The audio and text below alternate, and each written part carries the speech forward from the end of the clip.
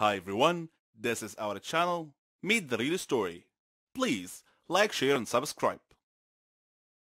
Don't we all feel special sometimes? I grew up in an orphan house.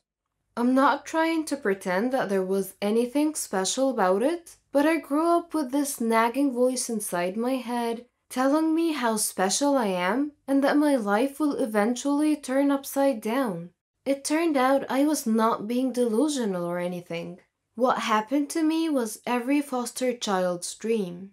If only I knew what my future held for me. My mom, dad, and twin sister committed suicide in 1992. I was saved by my extended family only to get abandoned later. I was disowned not because two of the wealthiest families in the city couldn't raise me, but because I was a curse for their reputation. My mom and dad were not married, and that brought them so much shame until they took their own lives. Fast forward few months later, one day I woke up at a children's home. I'm an orphan now. I have absolutely no memories of my parents or even my twin sister, but I do remember my extended family very well. They gave me up when I was 6 years old. My uncle is an extremely rich businessman. He was never really bad to me. In fact, he put me in what you can call a fancy home. Although he promised to visit me every weekend, he never did. I was put in a medium-sized room with 4 other girls, Rosaline, Claire, Bella, and me, Rachel. They were all dressed in clean nightgowns, but they were all the same color, pale green. Mrs. Milton, our guardian, gave me a similar gown to put on. It felt as if I was admitted into kids' military. Our hair was always put up in a tight bun. We all looked the same. Mrs. Milton was not the kindest person you could come across, but she wasn't evil either. The house was divided into 2 sections, one for the boys and one for the girls. The only time we met the boys was in the outside building, which was some sort of a school. We took a few classes every day, and to be honest, we had some really good teachers. I always sat next to a boy called Nate. I thought he was super smart, and he always helped with my math homework because numbers were never really my field of expertise. We eventually became really good friends. Whenever I went back to the room, all the girls were too occupied with their toys, and they were all good friends already. It felt like I was an outsider. However, a few months later, I became the alpha of the group. Don't get me wrong, this is not another Oliver Twist story. We used to pull pranks on each other all the time, and we had a really good laugh. I mean, being in a foster home is not exactly a vacation, so we made the best out of a bad situation. When the girls would go to sleep at night, I would go fake sleeping until Mrs. Milton had gone to sleep as well. Then I would stare out that tiny, teeny window and start counting the stars one by one. I named one after my dad, one after my mom, one after my twin sister, and finally, one after Nate. I would stay up all night long daydreaming until I fell asleep. Mrs. Milton would wake us up around 6 a.m. to have breakfast and go to class. It went on like that for years and years. Every day seemed exactly like the other, except on the weekends, which wasn't really much of a weekend. It only meant we were allowed to eat dessert. I have always been an extremely curious little girl, and the reason Nate and I grew so close was because he was a curious boy as well. We had no idea about the outside world. We had so many unanswered questions, and sometimes we would make up answers to tame our brains. The girls had relatives visiting them during the weekend, but I would stay in my room. Sometimes I cried, and sometimes I shut my eyes close and tried to imagine what my mom looked like. One day during science class, Nate asked me who visits me on the weekend. I never said anything back. I pretended that I didn't even hear him. But in a moment of extreme confusion and sadness, I wrote something down on a piece of paper and passed it to him. It said, Let's get out of here. We were 12 years old at the time. I didn't care about the consequences at all. All I cared about was getting outside of here and exploring what was happening in the outside world. I wanted to go back to my uncle, even if he didn't want me. Nate looked at the paper, folded it into half, and he freaking swallowed the paper, and he just nodded his head at me. I wasn't sure what he meant by the nod until at midnight. While I was looking at the stars I befriended for years now, I heard the slip of a paper under the door. I quickly got up and the paper said, "Meet me at the school building in 5 minutes." I slowly opened the door and ran downstairs. Nate and I stood there awkwardly, not knowing what to do. We started discussing a runaway plan. But seriously though, what could two kids do to escape a fully guarded huge building? We were smarter than any of you would think. For the next week, we studied every movement happening around the place. When security guards changed their shifts, which teachers left class early, we even memorized the times when Mrs. Milton had to use the bathroom. We had a solid plan. At the end of the week, on Friday, we had history class, and the teacher always left a few minutes early. At the same exact time, security guards changed their shifts, and Mrs. Milton took about 3 to 4 minutes to come downstairs and walk us back to our rooms. That was it. That was the moment I have been looking for all along. We passed by the guards back and we ran and ran like there was no tomorrow. After a few blocks, we were out of breath. We were two kids dressed exactly alike with no money and no place to go. But we couldn't stop, not after we finally did it. We kept on walking and walking until it was night. I looked up at the sky and I could not believe my eyes. The sky had endless stars. I let my hair down and got rid of that stupid bun I've had for years. I decided that Nate and I could go into a shop and ask for a suitable job that could offer us a place to live and food. Yes, I was that smart, and I still am. So we went into a grocery store owned by an old lady. We told her our story, and what she said back was, "I need to call the police." And so we begged and cried and cried and begged, and the lady had a big heart.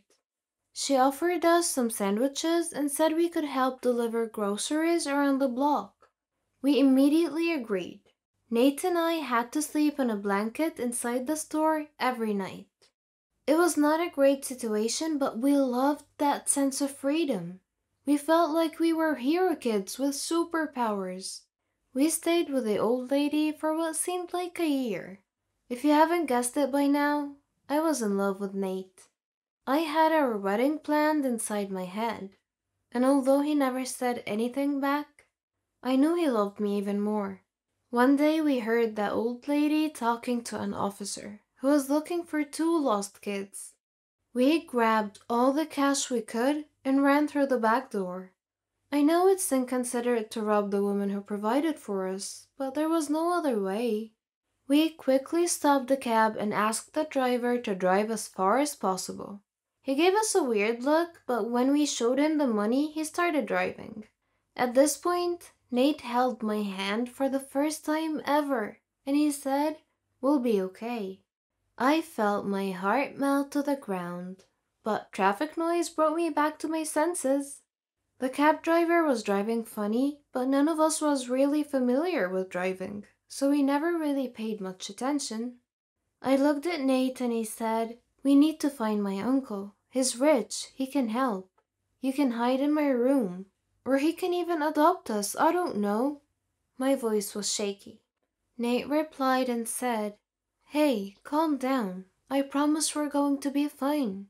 Rachel, we have each other. This is all that matters. And I will help you find your uncle." I didn't hear the rest of his words. I woke up in a hospital bed. I screamed at the top of my lungs. A nurse came in, and I said, "Who are you? Why am I here? I need to leave right now. Where's Nate?" The nurse gave me a pill and some water. She said, "Calm down. You'll be fine. Your friend is fine. You got into a car accident. What's your name? I pushed her hand away and refused to take the pill. My name is Rachel and I need to see my friend right now. The nurse just left me. Then an officer came in. He started asking questions and I kept asking to see Nate. I never answered any of his questions. I asked him to call the nurse again and she came back. I asked her to help me sit straight because I could barely feel my legs. Maybe I'd been sleeping for too long, I don't know. She just stood there. I looked down and I didn't have legs. What happened? I asked. The accident happened, Rachel, the nurse replied. Now I'm a crippled orphan? No, that couldn't be true. I'm not sure why, but I was super calm, and I asked, what happened to my friend? He is okay. Where are your parents? I stared up at the white ceiling and never said anything back. I don't know how, but it was suddenly next day morning and the officer woke me up. I told him the whole story, and I described my uncle and his business name. I needed all the help I could get, but no one was telling me anything about Nate. The doctor explained that I will be able to walk again, but it might take up to a few years. Later that day, my uncle came. I had an ocean of mixed feelings, but my eyes were stoned. I couldn't shed a single tear. The first thing he said was, "Why did you do that to yourself, honey?" He dared to call me honey and to blame me for his own doing. I half smiled and said, "The doctor said I'll walk again. Have you heard anything about my friend?" He told me that Nate had a brain concussion and he's in a coma. And that was when my stone eyes melted. I felt guilty. It was me who made him run away. If it wasn't for me, maybe he would have been fine now. "Uncle Todd, could you please call in the doctor for me?" I asked. The doctor was very understanding. Although he did not have a full picture of what was going on, he explained to me that Nate will be fine, and I believed him.